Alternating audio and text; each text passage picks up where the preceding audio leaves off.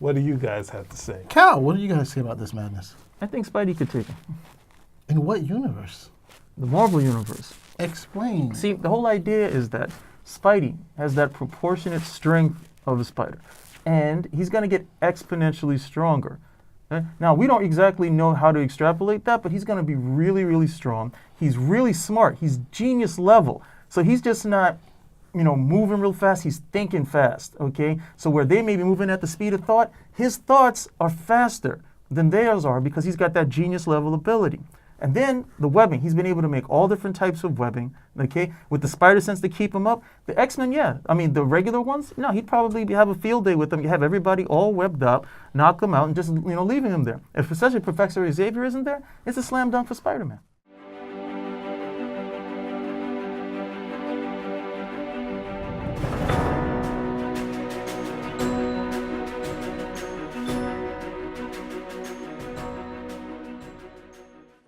Welcome everybody, Spinner Rack in the house. Once again, I got Kyle and Petey.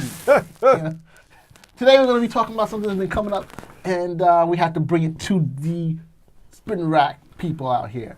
They're talking, what the hell are you doing? Get back in here, Petey. I just want everyone to see the full shot. You see, definitely there's two X-Men in here behind Mars right here, is Cyclops right here. I'm just saying. Spidey's got his foot on his head. So people have been bringing up this crazy suggestion that Spider-Man could actually beat the X-Men. And there's only one word for that. You're absolutely friggin' nutty. And that's more than one word, just to show you how crazy this whole concept is. But once again, we're going to be discussing it real quick. And we're going to start with Cal. Petey. I'm going to start with Petey, all right. Yeah. It's at my own funeral. Well, okay, before we get into Secret Wars issue 3, Spider-Man is one character, right? Uno. The X-Men is usually 5 at this period, and that one, there was like 7 X-Men. That's a lot of characters, and the X-Men are characters that practice teamwork routinely. So there's a lot of situations that they might prepare for. So when you have one Spider-Man who has the ability to, has the spider sense that can help him get out of a lot of danger, and possibly, I think as me and Cal have talked about before, run into the X-Men and possibly skip through them and then get away, which is a good thing, an old school Marvel way to have these characters fight. When ultimately in the past, which we wouldn't really say now, Spider-Man has fought Nightcrawler and it was even though people realize, oh, wait a second, Nightcrawler has no strength. So then it's like, okay, when they meet it later, they don't have. But in my opinion, there's really no fight here. Because despite Spider-Man's spider senses, when you have Professor Xavier walking around with the team, there's not much Spider-Man's powers can do with someone that reacts at the speed of thought. Spider-Man can move fast, yes, but we have Professor Xavier moving at the speed of thought. Cyclops, you have Cyclops going against Spider-Man. Obviously, there's more of a chance of Spider-Man getting away because Cyclops is a long distance, his thing is mainly from distance. So if you bring in him in a team, he's not going to shoot expecting to, when Spider-Man's in the air, when there's no little chance of him being able to move in a different way, that's when he's going to start targeting the hit. He's not going to be going for, oh, he's standing there, I'm going to hit, oh, I missed him. And a lot of times with Cyclops, like you've seen in the movies, is just showing him missing. So ultimately, I mean, there's no real fight with Colossus and Spider-Man. Spider-Man should just sort of get out the way and keep moving, as what happened in the Secret Wars. But then when you get to Rogue, that's when my senses go totally crazy because she has her own sixth sense. She has strength stronger than him. She has invulnerability, and she has all the Carol Danvers experience. So it's kind of hard for me when you got Storm. You can't even use use all of those powers together. I haven't finished going through, even got to Wolverine and Nightcrawler. Use all those powers together, and a team that's constantly working on teamwork. It shouldn't be a battle at all, and that's my opinion first and foremost. And I'd like to pass it off to the rest of the crew. What do you guys have to say? Cal, what do you guys say about this madness? I think Spidey could take it. In what universe? The Marvel Universe. Explain. See, the whole idea is that Spidey has that proportionate strength of a spider, and he's going to get exponentially stronger. Now, we don't exactly know how to extrapolate that, but he's going to be really, really strong. He's really smart. He's genius level. So he's just not, moving real fast. He's thinking fast, okay? So where they may be moving at the speed of thought, his thoughts are faster than theirs are because he's got that genius level ability. And then the webbing, he's been able to make all different types of webbing, okay? With the spider sense to keep him up. The X-Men, yeah. I mean, the regular ones, no, he'd probably have a field day with them. You have everybody all webbed up, knock them out, and just, leaving them there. If especially Professor Xavier isn't there, it's a slam dunk for Spider-Man. Well, I'm joking, right? Yeah, clearly. You've got to be kidding me. Come on. He almost had me crying. I said I got it. No, that's that's the argument. Look, but how convincing did it sound? That's somebody who's fed in. That is somebody who has fed in and pumped themselves, full of like, hey, Spidey. The tears here. I know. I was he like, broke no, us. Get out of here. Yes, Come he on. broke us. That's the X-Men. Come on. What are you gonna do? I mean, look, all you need is Cyclops. If they just do if they just do minimal teamwork, this is like the team where Wolverine doesn't want to listen to Cyclops, and everybody else is kind of like, If they just listen to Cyclops, all Cyclops needs to do is just really put down one wide spray.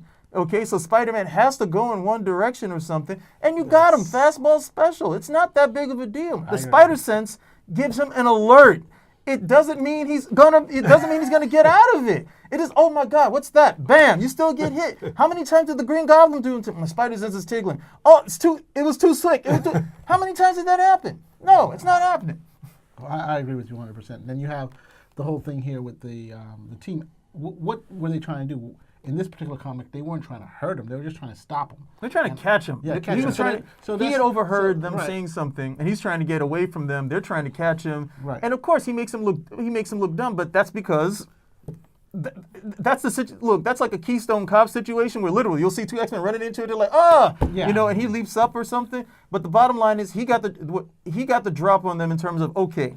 So he's already trying to get away. They're trying to stop him. They're not formulating any plan or anything. They're not trying to hurt him or they're just trying to stop him. And then the bottom line is he was like, I think it was Cyclops who had him in his crosshairs. He was about to blast him, and Xavier wiped his memory. So it wasn't that Spider-Man literally whipped on them or such.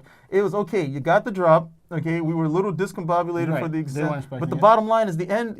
Even in the writing there, if you didn't like it, the end result was apparent. He was not going to get away. The only reason why he got away is because Xavier said, "Look, I'm just going to wipe his memory, and that'll be the end of it." And that was it. That's all you needed. Exactly. Well, I would like to add a couple other things. Is that the story itself?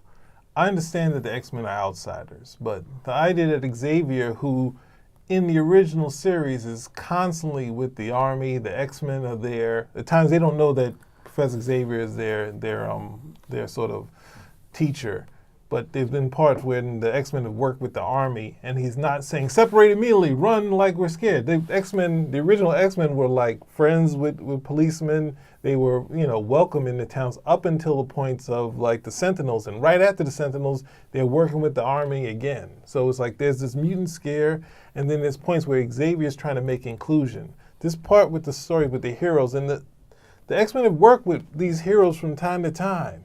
This point where Xavier said, we have to go to Magneto.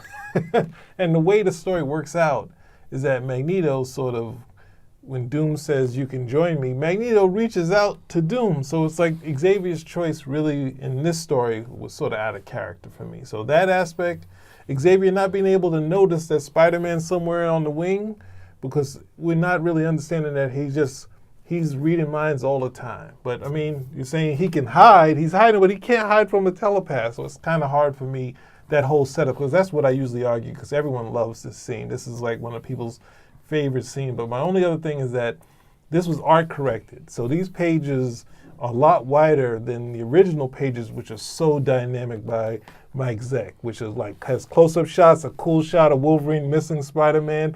I would have went for that. I would have went, because it is exactly how you described a Spider-Man getting away. Like when Spider-Man's pulling Colossus with the webs, Wolverine is just missing, and then Nightcrawler actually escapes the webbing. So it's showing what Nightcrawler can do, and at the same time, Spider-Man's still in motion. It's not like a thing where you see a fight, but then they have this terrible scene where Wolverine's sort of like jumping from the side and Spider-Man just whacks him and knocks him away, and it's just like, ah! So I think if they went to the original pages, I would have been fine with it. But the way they did it and the actual X-Men separating from the Marvel Universe and like we had to separate really didn't make any sense because Xavier's talked with Thor in the past, the X-Men have worked together, and the X-Men have worked with the Fantastic Four in the past. So that, I didn't buy it, and it goes into the bickering, which people like, but it just, I think Marvel Comics moved to disagreeing instead of the bickering, instead of Stan Lee's bickering. So I had a lot of problems with the Secret Wars, but no to Spider-Man beating the X-Men. That's it. Hey, it should never be in doubt. Yeah, I mean, and you also see it in the animated series when Spider-Man goes over to the X-Men to talk to the Professor X, and he gets to drop on them there also. So it only seems to work when he gets to drop on them. Okay.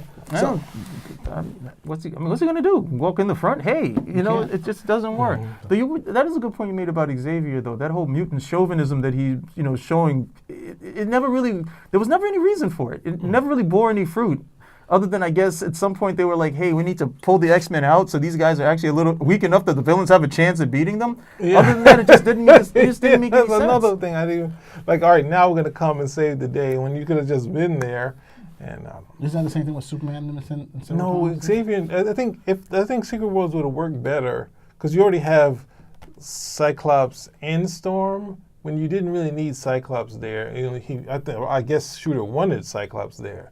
But then you have Xavier there. Xavier is looking over their fights, not using his power to shut down like all the villains. So it's like you got to take Xavier out, even though he's walking around, because all he is an advisor and saying, "Oh, you did this wrong, Wolverine. Oh, leave Colossus there, team. Everybody, you need to run." It's like, what do you mean you need to run? So that's I think if you take out those characters, then you have the fight you want. You have Xavier, who is obviously one of the most powerful people on Battle World, but he basically is like, I'm just a teacher now, even though he was going on missions with the X-Men. Well, Molecule Man was the most powerful. But if someone shuts your mind off, you can't really do any of the stuff that you want to do. Yes, he's more powerful than him, but he says, all right, stop. Xavier was shown the X-Men 2 and X-Men 3.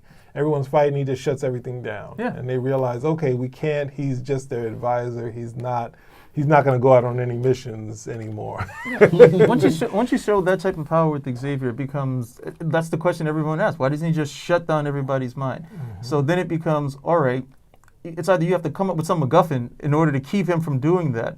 Like, okay, everybody's got this power. Everybody drank the special Skrull milk, and because they drank that Skrull milk, he can't affect their minds. Or you just, you keep him in the background. You keep him as an advisor, which, to be quite honest, it works at the end of the day. All right, well, so we agree. No frigging way could Spider-Man beat the X-Men. But could he beat the Hulk? Tune in next time. Yes. Spinner Rack, out.